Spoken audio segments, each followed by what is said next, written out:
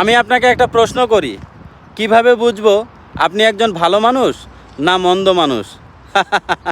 আসলে আমার জানার দরকার নেই আপনি ভালো মানুষ না মন্দ মানুষ, কারণ আপনার সাথে আমার কোনো দিন দেখা হবে না, কথা হবে না।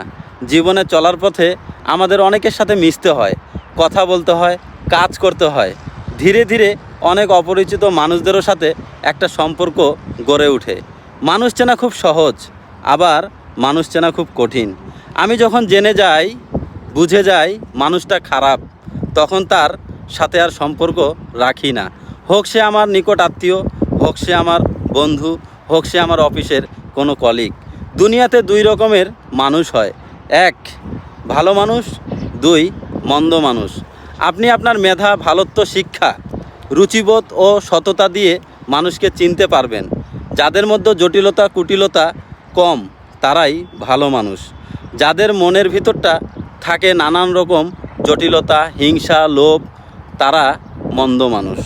আপনাকে দুই একজন ভালো মানুষের নাম আমি বলি, যেমন প্রথমত সক্রেটিস, নিউটন, লেনিন, আইনস্টাইন। এভাবেই আপনাকে পাঁচজন খারাপ মানুষেরও নামও বলতে পারবো। যেমন হিটলার, সারা বিশ্বের মানুষ তাকে ঘৃণা করে।